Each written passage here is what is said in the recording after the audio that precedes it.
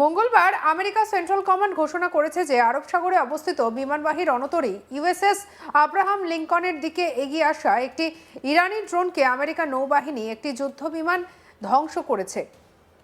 সামরিক বিমান জানিয়েছে যে এই শাহেদ 139 ড্রোনটি অস্পষ্ট উদ্দেশ্য নিয়ে আক্রমণাত্মকভাবে জাহাজের দিকে এগোচ্ছিল। আন্তর্জাতিক জলসীমায় অবস্থানরত আমেরিকা বাহিনী উত্তেজনা কমানোর সব ধরনের প্রচেষ্টা সত্ত্বেও ড্রোনটি থামেনি। ফলে আব্রাহাম লিঙ্কন থেকে পরিচালিত F-35C যুদ্ধবিমান ড্রোনটিকে ভূপাতিত করেছে। এই ঘটনার সময় কোনো আমেরিকান কর্মী আহত হননি এবং কোনো সরঞ্জাম ক্ষতিগ্রস্ত হয়নি। এই সামরিক সংঘর্ষটি ঘটেছে এমন এক সময় যখন মধ্যপ্রাচ্যে আরেকটি উত্তেজনার ঘটনা কয়েক ঘন্টা আগে ঘটেছিল। আমেরিকা সেন্ট্রাল কমান্ড জানিয়েছে যে ইরানি বাহিনী হরমুজ প্রণালী অতিক্রমকারী একটি আমেরিকার পতাকাবাহী বাণিজ্যিক জাহাজকে হয়রানি করেছিল। আর ওই দিন ইরানের ইসলামিক রেভলিউশনারি গার্ড কর্পস আবারও বাণিজ্যিক জাহাজগুলিকে লক্ষ্য করে, বিশেষ করে স্টিনা ইম্পিরেটিভ নামে একটি ট্যাঙ্কারকে। দুটি দ্রুতগামী নৌকা এবং একটি ইরানি মোহাজের ড্রোন উচ্চ গতিতে জাহাজটির কাছে এসে আটক করার হুমকি দেয়। যদিও কোনো সরাসরি সংঘর্ষ ঘটেনি, তবে এই ঘটনা মধ্যপ্রাচ্যের নৌপথে নিরাপত্তার ঝুঁকি এবং আন্তর্জাতিক উত্তেজনা বাড়িয়েছে। ইরান সরকারও কূটনৈতিকভাবে এই পরিস্থিতি পরিচালনা করতে সংকেত দিয়েছে। রাষ্ট্রপতি মাসুদ সম্প্রতি জানিয়েছে যে তিনি আমেরিকার সঙ্গে আলোচনার নির্দেশ দিয়েছেন। যদি পরিবেশ হুমকি এবং অযৌক্তিক প্রত্যাশামুক্ত হয়, তিনি তার পররাষ্ট্রমন্ত্রীকে নির্দেশ দিয়েছেন যে ন্যায্য এবং ন্যায়সঙ্গত আলোচনার সুযোগ তৈরি করতে হবে। এদিকে পেজেশকিয়ান উল্লেখ করেছেন যে এই পদক্ষেপটি গ্রহণ করা হয়েছে বন্ধু রাষ্ট্রগুলোর অনুরোধ অনুসারে।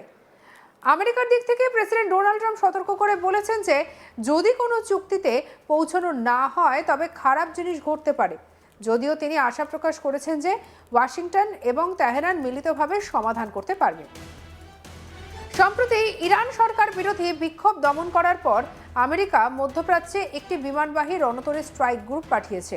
ট্রাম্প বলেছে ইরানের সঙ্গে আমাদের আলোচনা হয়েছে এবং যদি আমরা কিছু সমাধান করতে পারি তাহলে তা দুর্দান্ত হবে, আর যদি আমরা না পারি তাহলে সম্ভবত খারাপ কিছু ঘটবে। গত কয়েক মাসে ট্রাম্প প্রশাসন ইরানের ওপর সর্বোচ্চ চাপ নিষেধাজ্ঞার নীতি পুনর্বহাল করেছে, যা দেশটির অর্থনীতি কঠোরভাবে চাপে ফেলেছে।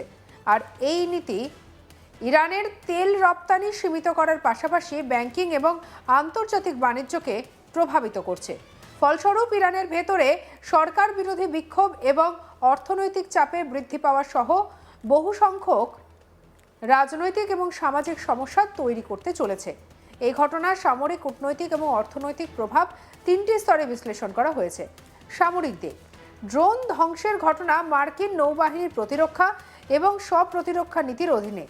এটি আন্তর্জাতিক জলসীমার সংগঠিত হয়েছে, যা আন্তর্জাতিক আইনের দৃষ্টিকোণ থেকে যুক্তিসঙ্গত বলে বিবেচিত হতে পারে। তবে এই ধরনের ঘটনা মধ্যপ্রাচ্যে সাময়িক উত্তেজনা বাড়ানোর পাশাপাশি পরিস্থিতি ভুল বোঝাবুঝির দিকে ঠেলে দিতে পারে। এবার আসি কূটনৈতিক দিকে। ইরান আলোচনার জন্য দরজা খোলা রেখেছে, কিন্তু একটি হুমকি মুক্ত পরিবেশ চাইছে। যুক্তরাষ্ট্রের কঠোর অবস্থান নিয়েছে, তবে সমঝোতার সম্ভাবনাও রয়ে গিয়েছে। দুই দেশের মধ্যে এই নাটকীয় সামরিক ঘটনার পরে কূটনৈতিক যোগাযোগের গুরুত্ব আরও বৃদ্ধি পেয়েছে। অর্থনৈতিক দিক, সেটাও এবার আপনাদেরকে বলবো।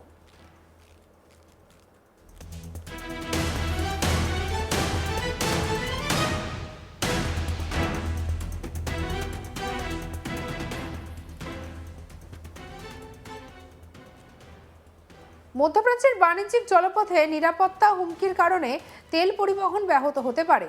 ট্রাম্প প্রশাসনের নিষেধাজ্ঞা ইরানি অর্থনীতিকে আরও চাপে ফেলেছে, যা দেশটির ভেতরে রাজনৈতিক উত্তেজনার সঙ্গে জড়িত। মোট কথা, আরব সাগরের ইরানি ড্রোন ভূপাতিত হওয়া এবং বাণিজ্যিক জাহাজের হয়রানির ঘটনা যুক্তরাষ্ট্র এবং ইরানের মধ্যে দীর্ঘমেয়াদী উত্তেজনার নতুন অধ্যায়ের সূচনা করেছে। সামরিক শক্তি, কূটনৈতিক কৌশল এবং অর্থনৈতিক চাপ, এই তিনটি ক্ষেত্রে দুদেশের সম্পর্ক পরীক্ষা হচ্ছে। আগামী কয়েক সপ্তাহে মধ্যপ্রাচ্যে আরও সতর্ক নজরদারি এবং কূটনৈতিক প্রচেষ্টার প্রয়োজন হবে।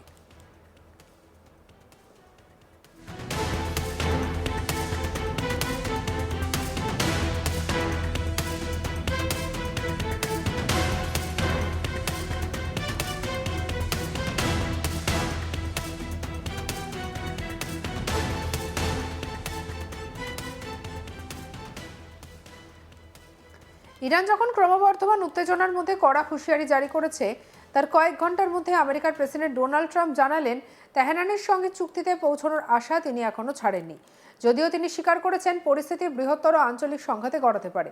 রবিবার ফ্লোরিডার মার আলাগোতে সফরের সময় সাংবাদিকদের সঙ্গে কথা বলতে গিয়ে ট্রাম্প বলেন, ইরানের সর্বোচ্চ নেতার বক্তব্যে তিনি বিস্মিত নন।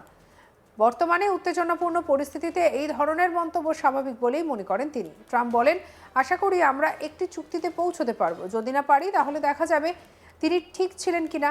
এই মন্তব্য এসেছে এমন সময় যখন ইরানে কয়েক সপ্তাহ ধরে চলা বিক্ষোভকে ঘিরে অনিশ্চয়তা ক্রমশ বেড়েছে। গত বছরের ডিসেম্বরের শেষ দিকে অর্থনৈতিক সংকট এবং জীবনযাত্রার মান নিয়ে ক্ষোভ থেকেই শুরু হয় এই আন্দোলন। পরবর্তী সময়ে তা 1979 সালের পর ইসলামিক প্রজাতন্ত্রের বিরুদ্ধে সবথেকে বড় রাজনৈতিক চ্যালেঞ্জে পরিণত হয়। বিক্ষোভ দমনে ইরানের নিরাপত্তা বাহিনীর কঠোর অভিযান চালায় বলে অভিযোগ ওঠে, আর এতে হাজার হাজার মানুষ জানের শেষ এবং গ্রেপ্তারের খবর সামনে আসে। এই পরিস্থিতির পরই মধ্যপ্রাচ্যে নিজেদের নৌসামরিক উপস্থিতি জোরদার করে আমেরিকা। প্রেসিডেন্ট ট্রাম্প একাধিকবার হুঁশিয়ারি দিয়ে বলেছেন, ইরান যদি পারমাণবিক চুক্তিতে অস্বীকৃতি জানায় বা বিক্ষোভকারীদের ওপর দমনপীড়ন বন্ধ না করে তাহলে আমেরিকা হস্তক্ষেপ করতে পারে। তারপরেও পারমাণবিক অস্ত্র ইস্যুতে ইরানকে ফের আলোচনার টেবিলে বসার আহ্বান জানিয়েছেন ট্রাম্প। তিনি জানিয়েছেন, আমাদের কাছে বিশ্বের সবথেকে বড় সবচেয়ে শক্তিশালী জাহাজ রয়েছে খুব কাছাকাছি কয়েকদিনের মধ্যে, এবং আশা করি আমরা একটি চুক্তি করব। শুনুন কি বলেছেন Trump. Sir, on Iran, the Supreme Leader today said that U.S. attack could spark a regional war. Do you have any response to that? Why wouldn't he say that? Of course, you're going to say that. But we have the biggest, most powerful ships in the world over there, very close, a couple of days, and hopefully we'll make a deal. If we don't make a deal, then we'll find out whether or not he was right. শুনলেন তো ট্রাম্পের বক্তব্য। যদিও Iran অবশ্য ইতিমধ্যে America, Israel এবং তাদের সমর্থকদের লক্ষ্য করে পাল্টা হামলার হুঁশিয়ারি দিয়েছে। আর এদিকে একটি সংবাদ সংস্থার সূত্রে খবর, বিমানবাহী রণতরী ইউএসএস আব্রাহাম লিঙ্কন সহ একাধিক আমেরিকান যুদ্ধজাহাজ ইতিমধ্যেই মধ্যপ্রাচ্যে পৌঁছেছে। আর এদিকে ইরানের সর্বোচ্চ নেতা আয়াতুল্লাহ আলী খামেনির উপদেষ্টা আলী সমখানি এক্সে দেওয়া পোস্টে বলেন, আমেরিকা কোনো সামরিক পদক্ষেপ করলে ইরান যুক্তরাষ্ট্র, ইসরায়েল এবং তাদের মিত্রদের লক্ষ্য করে আঘাত হানবে। সঙ্গে রাখুন আজ তাক বাংলার ইউটিউব চ্যানেলকে। আরও অন্যান্য খবরের জন্য লাইক, কমেন্ট, শেয়ার, সাবস্ক্রাইব করতে ভুলবেন না।